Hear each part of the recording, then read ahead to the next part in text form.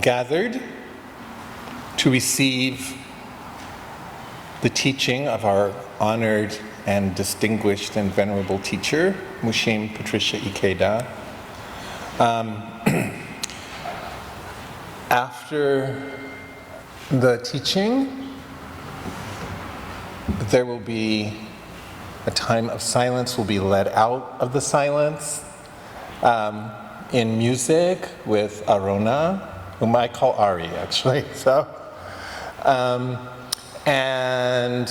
and then it will be open for question and answer. So, again, Mushim, thank you for existing. Our hearts are open. Okay. Is the mic on? Yes. Thank you very much, Baba.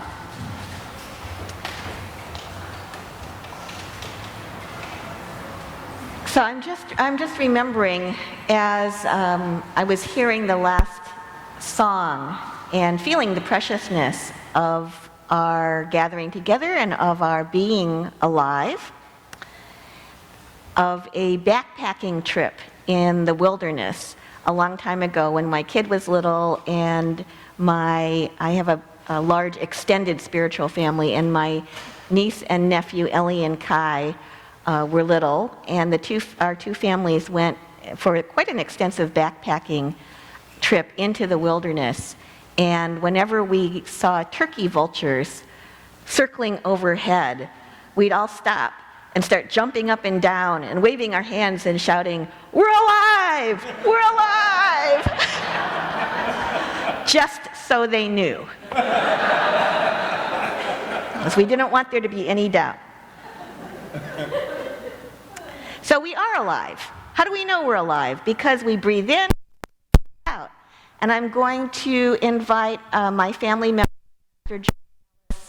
to come forward and to lead us in, how about 6 conscious embodied breaths? So that, as Baba said, we can just drop down. Let's drop down into the breath.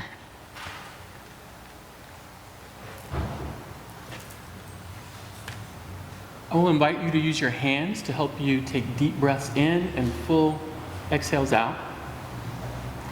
Palms up, breathing in.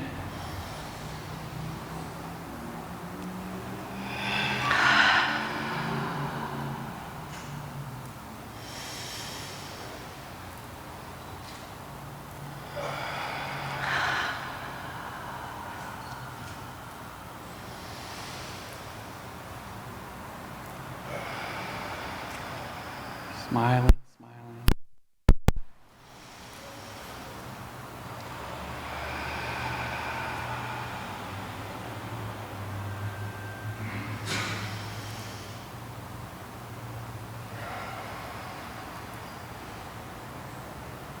Deep, deep breath in.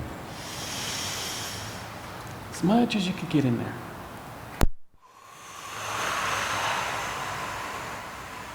Full exhale.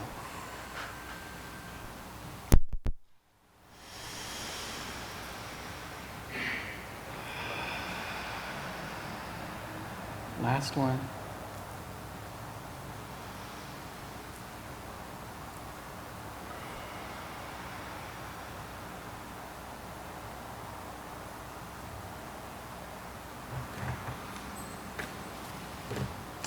Thank you, Master Ellis.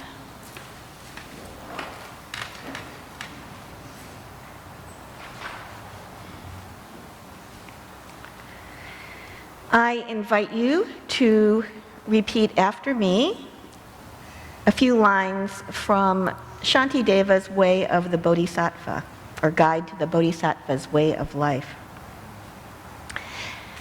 May I be a protector. May I be a protector. To those without protection. To those without protection. A leader. A leader. And a boat. A bridge. A passage. For those desiring the further shore. May the pain of every living creature be completely cleared away. May the pain of every living creature be completely cleared away.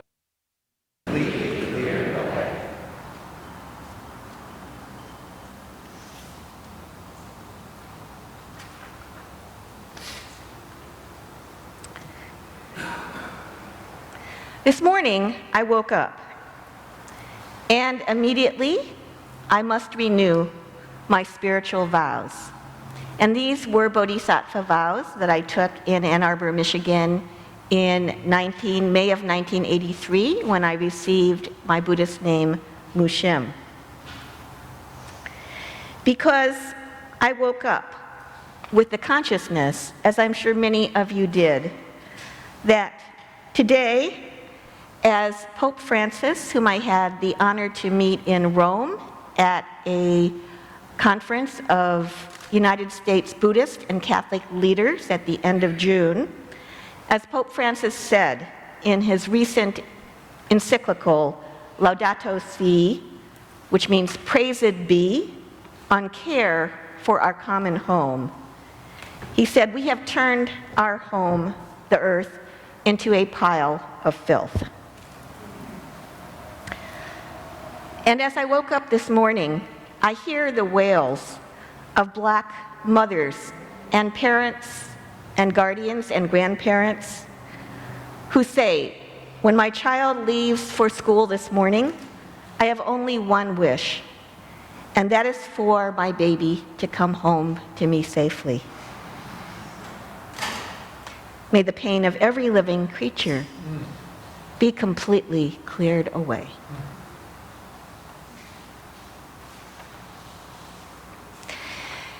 Today, I want to speak very frankly and intimately with you about the cost and the risk of spiritual leadership.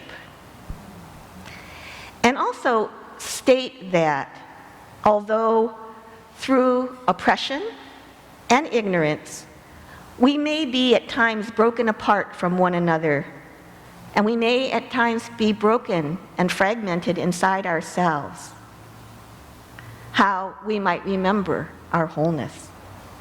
And that's an individual spiritual journey. That's the great spiritual journey. That's the adventure. And we find our ways uniquely as individuals, and we could also use a little or a lot of help from community. We don't do this by ourselves. As a Mahayana Buddhist, it is my faith and my belief that this wholeness is synonymous with our true nature. In my tradition, we say that that is our Buddha nature. And what is Buddha? Buddha means awakened being. Awakened being. And it's considered that there have been countless Buddhas in the many universes throughout space, throughout time, some that we might have known about, many of which, maybe most of which we haven't. So there is faith in my tradition. And we also have faith that each of us, without exception, so this is important, each of us without exception contains this nature of awakening, this Buddha nature, and what that means is that we have the capacity to awake. We have the capacity to awaken, and if we understand that, and if we believe that, then that, I think, implies a responsibility. It actually implies a responsibility to not screw around and to use our time and our energy and our life force and our resources wisely in order to do all that we can in the time that we have in this body, in this lifetime, and according to our beliefs over the span of many, many countless lifetimes. We have a responsibility when we consider this capacity that we have. This capacity we have to be protectors for those without protection. So the words from Shantideva come to us over a very long distance of time, of space, and of culture. And they're just completely applicable to us in our time, in our space, in our culture, in our different life circumstances. May we be protectors to those without protection, to those who are most vulnerable, which may be ourselves at certain points, members of our families, members of our communities. May we be protectors to those without protection. May we be leaders to help ferry others and ourselves to the further shore. And as some of you probably know, the further shore means the shore of non-suffering. It means, it's a metaphor. It's the shore of where wisdom and compassion are perfected, and where there is true peace. Peace which is not static, peace which is not stagnant, peace which is dynamic, and which consists of a world in which non-harm is held up and is perfected skillfully. That is the world, I would submit, to which many of us, and I hope all of us, would like to move toward in this lifetime. It is a world of non-discrimination and of profound liberation. Of that love in action, which is experienced as justice, that contains within itself the potential to heal.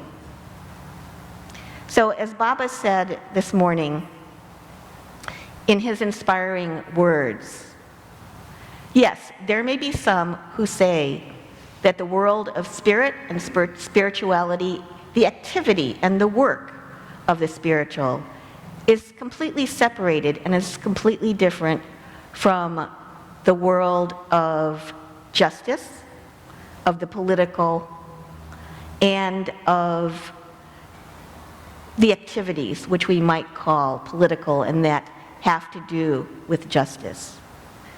That has never made any sense to me whatsoever. And that is because how can we be protectors to those without protection and leaders to those who journey?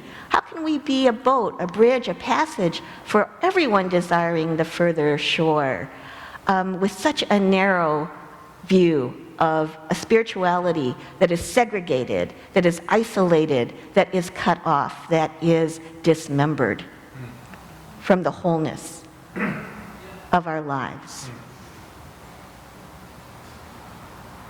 And as I considered the theme of today, remembering our wholeness, I thought, yes, within that word remembering, it's as though I'm getting the feeling that it's about putting together again, remembering, and it's the opposite of that violence which dismembers us, which tears the limbs from our collective body, which wounds us deeply and grievously, and which turns us against one another. The Buddhist word for that is translated as mindfulness is sati, and that means to remember. So some people think that mindfulness means that somehow, I don't know how, you'd have to tell me, that you're going to sit down and then you're not going to have any thoughts. And people will say that, they'll say like, okay, I really want to come and meditate. And I'll say, what does that mean to you? And they'll say, I sit down and I stop thinking. And I always say, good luck to you. It never happened to me. Sometimes things slow down significant, but maybe not. And so in mindfulness, we're remembering. What are we remembering? We're remembering who we are. We're remembering our purpose. We're remembering our responsibility that comes along with the abilities, the privilege, the gifts that we have, and the resources. We're remembering what it is that we want to achieve and to do, and the people that we want to be, because we know that death may come at any moment, or something may change, and we may not have the abilities that we have in this moment. So that's not a fantasy, that's something that's reality, that's entirely true. And yet we forget, and I forget. So my form of mindfulness is to wake up every morning and I retake my vows, which are Bodhisattva Vows. And Bodhisattva means great being of awakening. And the Bodhisattva has the best job security of anyone in the whole universe. I'm seeing some hands there. Okay, for job security, yay. Why is that? It's because the Bodhisattva's job, great job description here, is the Bodhisattva is an awakened being. And my original teacher, Samu Sinam, used to always say, we may take the Bodhisattva vows, but I want you all to remember, we are not Bodhisattvas, we are aspiring Bodhisattvas.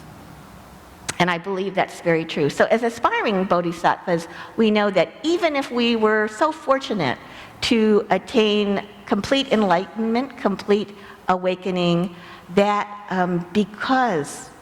precisely because in this model, awakening means that we hear the cries of the world. We always feel our connection to others. We know, not only through faith, but through actual experience that is gained from contemplation, from meditation, from what the heck, living our normal lives and bringing in the experiences that we get from being a human being, we know how deeply connected we are to one another. In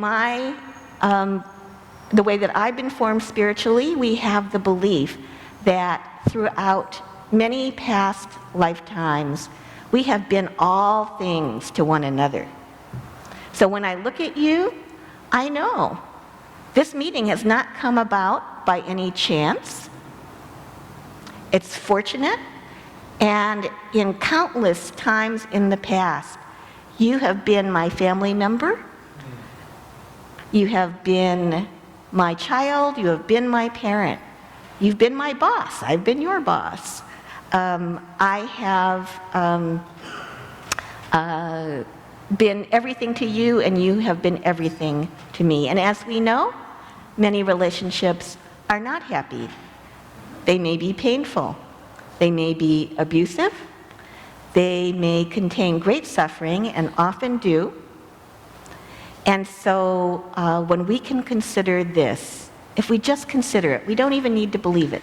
If we just consider it, every time we meet a person, every time we meet some being, we can know how closely related we are in many ways that we don't fully understand and that may reveal themselves at any moment.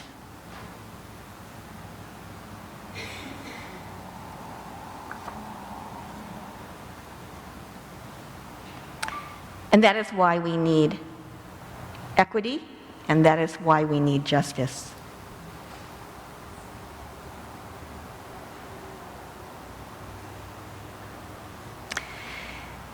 And sometimes our spiritual work begins with survival, with spiritual survival. In other words, in order to be whole, we just have to survive. That is the state of many, many people and beings on this planet, possibly in other worlds at this very moment. On a warm spring day in 1991, I was standing outside and looking up at the nurturing hills that cradled Spring Valley, which is part of Green Gulch Farm Zen Center over in Marin County. Green Gulch, which is also called Green Dragon Zen Center, is adjacent to Muir Beach and up the road or down the road from the ancient redwood grove of Muir Woods. It is a spectacularly beautiful place. An organic farm and a residential American Zen Buddhist community that is one of San Francisco Zen Center's 3 centers of practice. And I lived there around 25 years ago for a year. So I'm standing outside. It is really a gorgeous day in a gorgeous place. And I'm looking up at these hills. And at the time, I was a penniless and exhausted single mother of an energetic 2-year-old toddler. My spiritual path had led me from a monastic stint in North America to South Korea, and then back to the United States, under a vow of poverty that reduced me to the clothes on my back and around $15 in cash upon my return. So this was without savings or some kind of hidden form of assets. I mean, it was 15 bucks. These were desperate times. And I distinctly remember looking up from the rustling eucalyptus grove in which I lived to the wildflower-covered hills and thinking to myself, if I weren't ready to collapse, I could probably really enjoy looking at this landscape. And I would probably think it is beautiful. But as it is, all I have is the huge and devouring fear that I won't be able to continue working, and then what will happen to my child. And at that exact moment, as someone who's done intensive meditation practice in 3-month retreats, I only knew 2 things viscerally. Things got pretty pared down, pretty simplified in that moment. I only knew 2 things in my guts. The first thing is that I knew from my meditation practice that I could not allow myself to be fragmented, to be separated into warring parts that, like big, sharp pieces of broken glass, would paralyze and destroy me if I tried to move forward. So I made a conscious decision that no matter how desperate I was, I would move forward as a whole human being, as a spiritual being, and I would not allow fragmentation to occur. I had to remember my wholeness, so that was the second thing I knew. Therefore, the wholeness I'm talking about wasn't spiritual woo. It included everything. It included poverty and terror and shame. It included the horror of patriarchal oppression, and it included the most sublime bliss states of meditative concentration or samadhi. And it was a dynamic wholeness that was directed, that was purposeful, and that was unified. In that moment, looking up at those hills and terrified that my small life would be blown apart and I would be separated from my child, I remembered my intrinsic wholeness.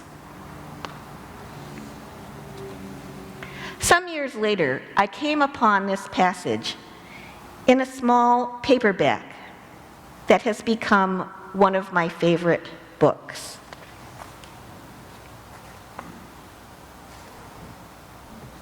So I brought it along with me today, and it's called Dynamics of Faith by the Christian theologian Paul Tillich. Have any of you read Dynamics of Faith? Oh, I'm seeing some hands. Wonderful, I hope. So I was a little bit hesitant. I wanted to bring along Paul Tillich's Dynamics of Faith because it's been so significant to me in my own spiritual journey. And the subtitle is What Faith Is, What Faith Is Not, Symbols of Faith, Types of Faith, the Truth of Faith, and the Life of Faith, all in 136 pages. So I really recommend it. I think it's extremely well written and an extremely powerful book, which, however, whenever I've gotten into any conversation with anyone around it, and they've said, hey, that sounds interesting, I think I'd like to read it, then what usually happens is they never talk to me again. So it's a very strange book, and not for everyone, but it was for me. And on page 40, Paul Tillich says, emotion is not the source of faith. Emotion is not the source of faith. So as human beings, we are emotional beings. I love my emotions, and we're not trying to get rid of our emotions. And we know, if we look closely with our mindfulness, that those emotions come and go. Some stay for longer periods of time. Someone who is clinically depressed may have very long-lasting emotions of sadness, of despair, of numbness. But hopefully they come and go. It just may take a longer cycle. Some emotions are so quick, they're so fleeting, that we hardly notice them unless we're really tuning in. Just like some tiny emotion of a little tiny emotion, eruption of joy, or a twinge of sadness, or a whiff of boredom. And others are giant emotions that stop us in our tracks, that may uplift us, that may threaten to crush us. We are emotional beings. Yet, Tillich says emotion is not the source of faith. Faith is definite in its direction and concrete in its content. So it is definite in its direction and concrete in its content. Therefore, it claims truth and commitment. It is directed toward the unconditional and appears in a concrete reality that demands and justifies such commitment. So I'll say that again. Faith claims truth and commitment. Faith is directed toward the unconditional, and it appears in a concrete reality that demands and justifies such commitment.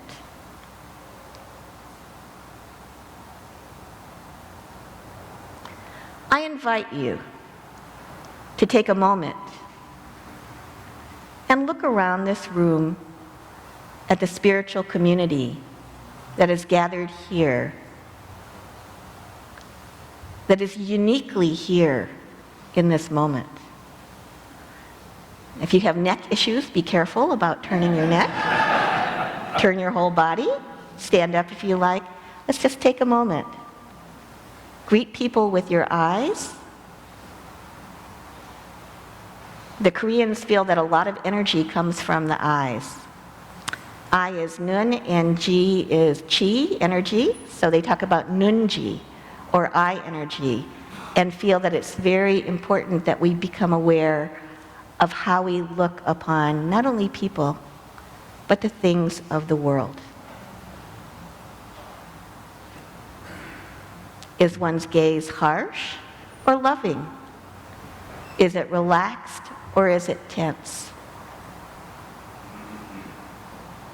Are we merely looking while thinking our own thoughts? Or are we actually seeing?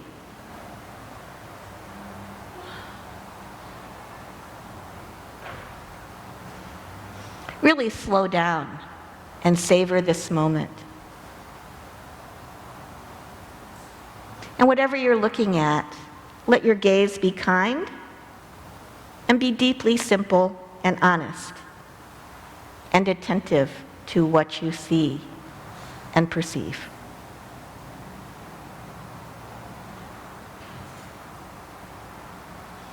At this moment, in this room, facing the Starr King Ministry banner that says, Black Lives Matter,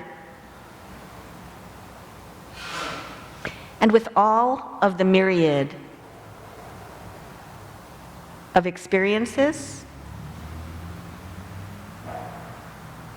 the swirling cosmos of stories to which Baba alluded and described in his talk earlier. With all of this as the living and breathing context in which our lives are happening right now, I invite you, can you feel the human and the spiritual potential within this room?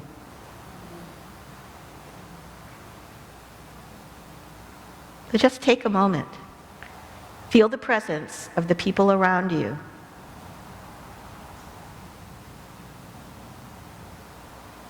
Each of you with such capacity, with so many gifts. And feel the human and spiritual potential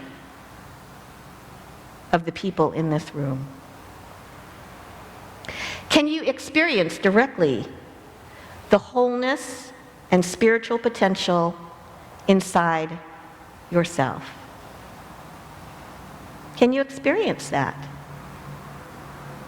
And it's really okay if your answer is no in this moment. Because, once again, these are perceptions and these are feelings. They come and they go. It's not that they don't have significance. It's just that in my spiritual tradition, there is a greater reality.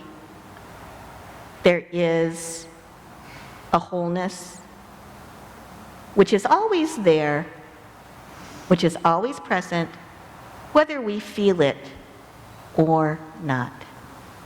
Always there, always present, whether we feel it or not. And once we get over that barrier of perhaps always wanting to feel connected, we can drop down and relax into the connection which is always there. Just be curious about what you're experiencing and look inside and see what's really there. I think that there's so much suffering from people's experiences of wanting to try to present themselves in certain ways where they feel a gap, sometimes small and sometimes larger, between the person that they feel that you want me to be and the person that I feel that I am inside in this moment. So try to drop that whenever you can. Sometimes we have to interview for jobs and, we have to function socially. But a lot of times we probably don't. We might be sitting on the BART or taking our shower, eating our breakfast. There are going to be lots of moments where we can become one with ourselves as we are. And when you do that, you're practicing mindfulness, which is to say, awareness of how things really are. My friend Acharya Galen Ferguson, a senior Buddhist teacher of color, says, and this is one of my favorite books, it's called Natural Wakefulness, Discovering the Wisdom We Were Born With. It was published some time ago. I love this book. It's a great book. He's a really good writer. So he says, practicing awareness is a stepping stone to radical social change, the kind of change necessary to truly protect the earth.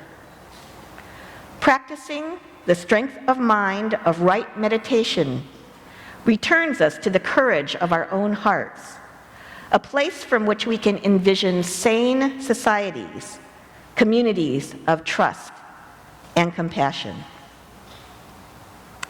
And it's just by chance, Acharya Ferguson will be speaking on mindfulness and social change in a couple of days, September 4th, from 7 to 9 p.m. at the Temescal Arts Center in Oakland.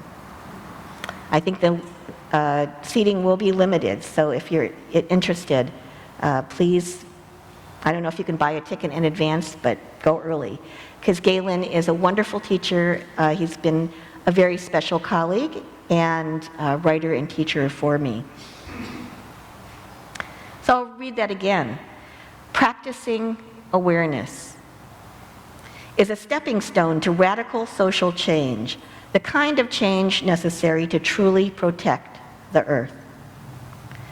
Practicing the strength of mind, so this talks about cultivation, it talks about building up strength. Practicing the strength of mind of right meditation returns us to the courage of our own hearts, a place from which we can envision sane societies and communities of trust and compassion. I would venture to say that the kinds of atrocities which Baba described in his speech this morning are not evidences of sane societies. They certainly are not evidences of communities of trust and of compassion. Legendary Detroit activist Grace Lee Boggs has spoken of this need to envision also, and to shift from what she calls protest organizing to visionary organizing. She asks, in order to move toward justice, equity, and the conditions for a transformed society, she asks, how powerful is your imagination?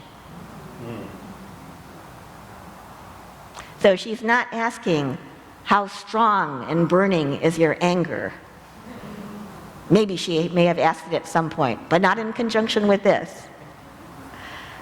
So that the question isn't, and how many marches can you attend, and how many petitions can you sign? Not that those actions aren't worthwhile. We need to take into account all strategies that may be useful in moving towards justice and moving toward a world in which Black lives matter, and queer lives matter, and trans lives matter, disabled lives matter, women's lives matter, children's lives matter. She's saying, how strong is your imagination?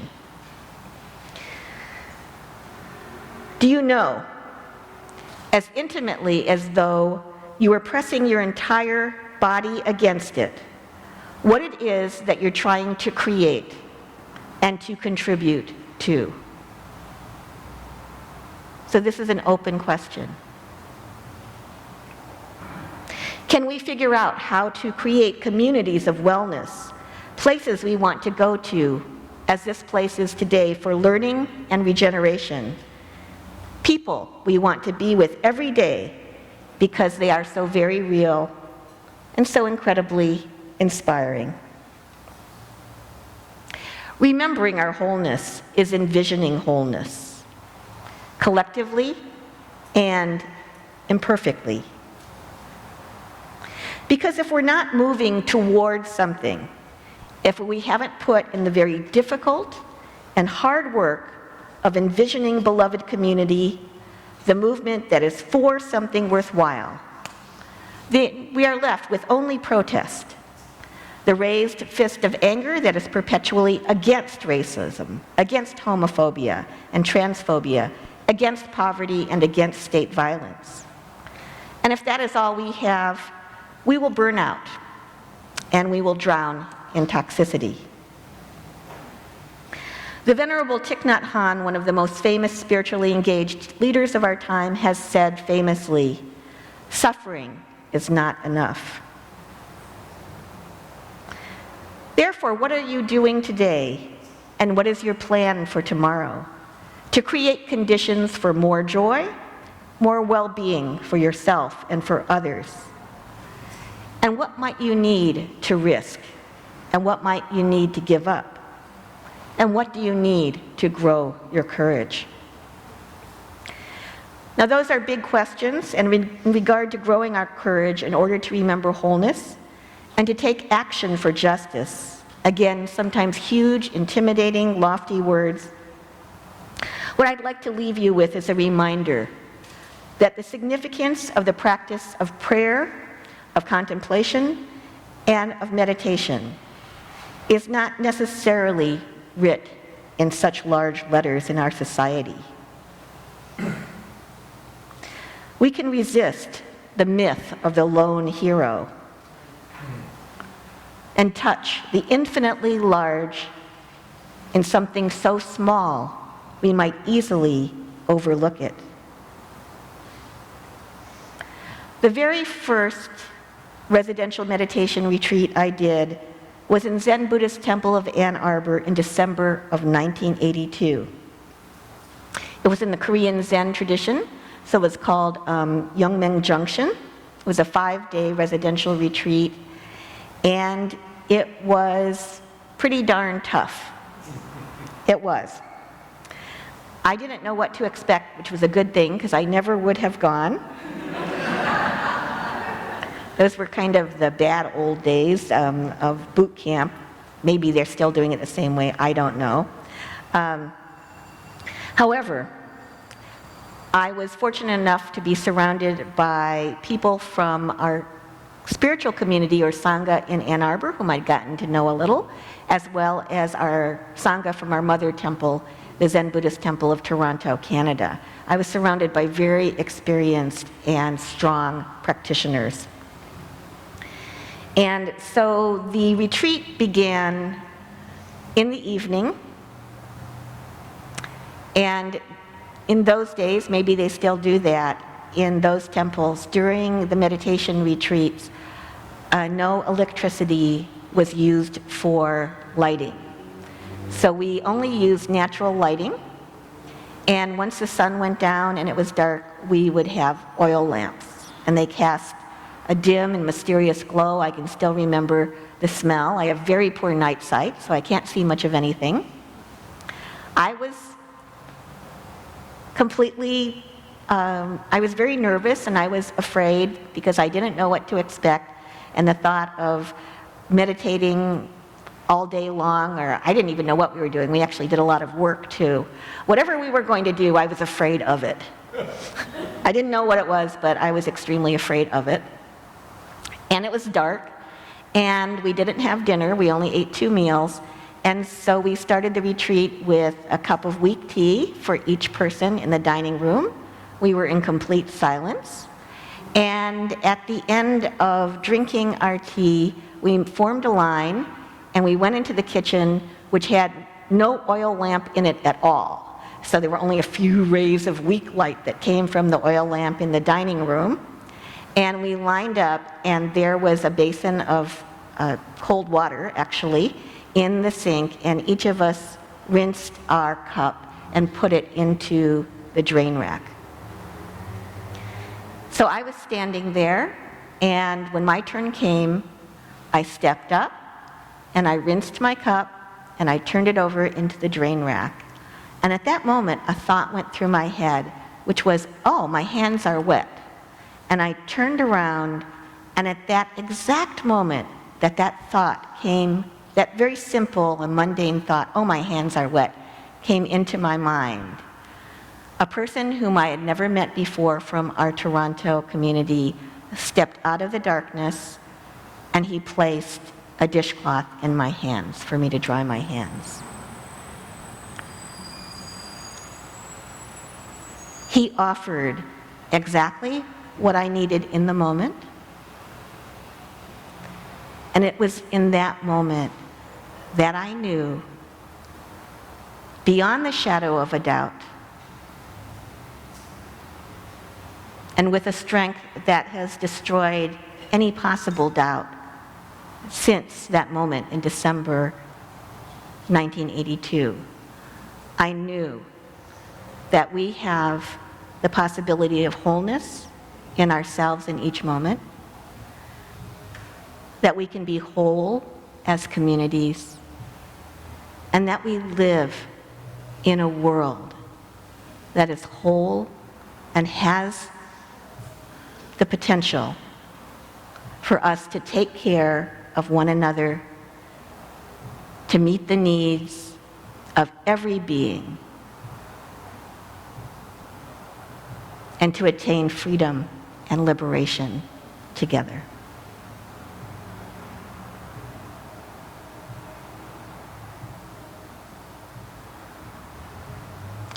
I will rest there. I thank you for your attention. I'm filled with gratitude to every person who is here and all who have done the hard work of making this symposium possible.